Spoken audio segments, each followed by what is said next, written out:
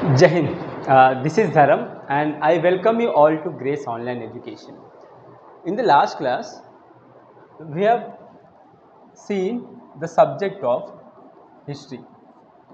మనం లాస్ట్ క్లాస్లో history subject start చేసాము. లాస్ట్ క్లాస్లో మనం కవర్ చేసిన టాపిక్స్ ఒకసారి రివిజన్ చేసుకుందాం. ఇది ఒక టైమ్ లైన్ అనుకోండి. ఇది ఇక్కడ 2 lakh BC నుండి మనం ఇక్కడ 10,000 BC వరకు ఏమన్నాము, దీన్ని మనం పలయోలిథిక్ ఏజ్ అని చెప్పాము. ఓకేనా? 2 lakh BC టు 10,000 BC దాకా మనం పలయోలిథిక్ ఏజ్ అని చెప్పాము. అదే 10,000 BC నుండి మనము 4,000 BC దాకా 4,000 BC దీన్ని మనం ఏమన్నాము, దీన్ని మనం మీజోలిథిక్ ఏజ్ అని చెప్పాము. దాని తర్వాత ఇక్కడ మనం 7,000 BC నుండి 1,000 BC దాకా మనం దీన్ని నియోలిథిక్ ఏజ్ అని చెప్పాము. Neolithic age. దీంతోపాటు ఇంకొక ఏజ్ మనం చూసేసరికి, సపోజ్ ఇంకొక ఏజ్ ఉంది, దాన్ని మనం ఏమంటాము, ఇంకొక ఏజ్ని చాల్కోలిథిక్ అంటాము. Chalcolithic age. ఓకేనా? పాలియోలిథిక్, మీజోలిథిక్, నియోలిథిక్ తర్వాత మనం చాల్కోలిథిక్ ఏజ్ని కూడా చూస్తాము ఈరోజు. చాల్కోలిథిక్ వచ్చేసరికి సపోజ్ ఇది ఒక టైం లైన్ అనుకోండి. ఇంకో టైం లైన్ తీసుకుందాం. సపోజ్ ఇది ఒక మన టైం లైన్ అనుకోండి. ఇక్కడ నుండి ఇక్కడ వరకు ఇక్కడ 7,000 BC టు 1,000 BC. దీన్ని మనం ఏం చెప్పాము, దీన్ని మనం నియోలిథిక్ అని చెప్పాము. నియోలిథిక్. ఇదే నియోలిథిక్లో మనకి ఇంకొక టైం లైన్ ల్యాప్ అవుతుందన్నమాట. దాన్ని ఏమంటాం మనము, దాన్ని మనం చాల్కోలిథిక్ అంటాము. Chalcolithic age. ఇది ఎప్పటి నుండి మనకి 3,500 BC to 1,000 BC. Chalcolithic age ఎప్పటి నుండి మనకి 3,500 BC టు 1,000 BCని మనం చాల్కోలిథిక్ అంటాం అన్నమాట. ఇప్పుడు చాల్కోలిథిక్ నియోలిథిక్తో ఓవర్లాప్ అవుతుంది. దీంతోపాటు ఇప్పుడు చాల్కోలిథిక్ని మనం డివైడ్ చేసామనుకోండి, చాల్కో అనగానే మనకి కాపర్ వస్తుంది. ఓకేనా? లిథిక్ వచ్చేసరికి నిన్న చూసాం కదా, లిథిక్ అంటే స్టోన్, చాల్కోలిథిక్ అంటే మనం కాపర్ ప్లస్ స్టోన్ని టూల్స్ లాగా యూజ్ చేయడం స్టార్ట్ చేస్తాము. అందుకే దీన్ని మనం చాల్కోలిథిక్ ఏజ్ అని చెప్పాము. చాల్కోలిథిక్ ఏజ్ మన నియోలిథిక్ ఏజ్కి ఓవర్లాప్ అవుతుందన్నమాట. ఇప్పుడు ఫర్దర్గా మనము చూస్తే చాల్కోలిథిక్ ఏజ్ని ఇంకా 3 కేటగిరీస్ డివైడ్ చేస్తాం మనం. Chalcolithic age. ఓకేనా? చాల్కోలిథిక్ ఏజ్ని 3 కేటగిరీస్ డివైడ్ చేస్తాం. ఫస్ట్ వచ్చేసరికి ప్రీ హరప్పన్ ఏజ్. నెక్స్ట్ వచ్చేసరికి హరప్పన్ సివిలైజేషన్. అండ్ నెక్స్ట్ వచ్చేసరికి మనం దీన్ని పోస్ట్ హరప్పన్ సివిలైజేషన్ అని చెప్తాం. పోస్ట్ హరప్పన్ పీరియడ్ అని చెప్తాం అన్నమాట. చాల్కోలిథిక్ ఏజ్ని మనం 3 కేటగిరీస్ డివైడ్ చేస్తాం. ఏంటంటే pre Harappan civilisation, post Harappan civilisation అనమాట. ఇప్పుడు ప్రీ హరప్పన్ టైం చూసామనుకోండి, ఇది మనకి 3,500 BC నుండి 2,500 BC వరకు ప్రీ హరప్పన్ సివిలైజేషన్ అనమాట. హరప్పన్ దీన్ని మనము 2,500 BC టు 1750 BC వరకు మనం హరప్పన్ సివిలైజేషన్ పీరియడ్ అంటాం అన్నమాట.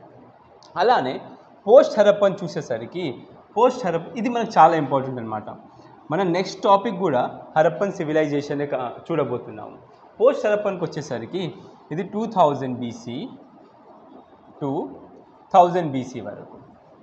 1000 BC. ఇప్పుడు మనం చూసాం కదా లాస్ట్ ప్రీవియస్ స్లైడ్లో ఇక్కడ మనకి చాల్కోలిథిక్లో నియోలిథిక్లో మనకి చాల్కోలిథిక్ ఏజ్ కూడా ఓవర్లాప్ అయిపోయింది. సిమిలర్గా ఇక్కడ మనకి హరప్పన్ ఏజ్ కూడా హరప్పన్ సివిలైజేషన్ ఓవర్లాప్ అవుతుంది అనమాట. దీంట్లో ఇంకోటి తెలుసుకునే పాయింట్ ఏంటంటే హరప్పన్ సివిలైజేషన్ని మనం బ్రాంజ్ ఏజ్ అని కూడా అంటాం. Bronze age. సో ఇక్కడ చాల్కోలిథిక్లో ఏమైంది, Harappan civilisation 2500 BC to 1750 BC, దీన్ని బ్రాంజ్ ఏజ్ అంటాం. బ్రాంజ్ మనకి కాపర్ ప్లస్ టిన్ని మిక్స్ చేస్తే మనకు బ్రాంజ్ వస్తుందన్నమాట. దీని ఎవిడెన్సెస్ కూడా మనకు దొరికాయి, అది మనం ఫర్దర్ క్లాస్లో అంటే హరప్పన్ సివిలైజేషన్ స్టార్ట్ చేసినప్పుడు చూస్తామన్నమాట. నెక్స్ట్ ఇంకోటి వచ్చేసరికి చాల్కోలిథిక్ ఏజ్తో పాటు ఇంకొక ఏజ్ చూడాల్సింది ఏంటంటే ఈరోజు మనము కొన్ని ఏజెస్ తెలుసుకుందాం. ఏజెస్ అయిపోయిన తర్వాత మనం ఫర్దర్గా హరప్పన్ సివిలైజేషన్కి వెళ్దాం. చాల్కోలిథిక్ ఏజ్తో పాటు మనకి ఇంకొక ఏజ్ వస్తుంది, దాన్ని మనం మెగాలిథిక్ ఏజ్ అంటాం. రెడ్తో ఎందుకంటే మనకు కొంచెం విజిబిలిటీ ప్రాబ్లం వస్తుంది రెడ్తో.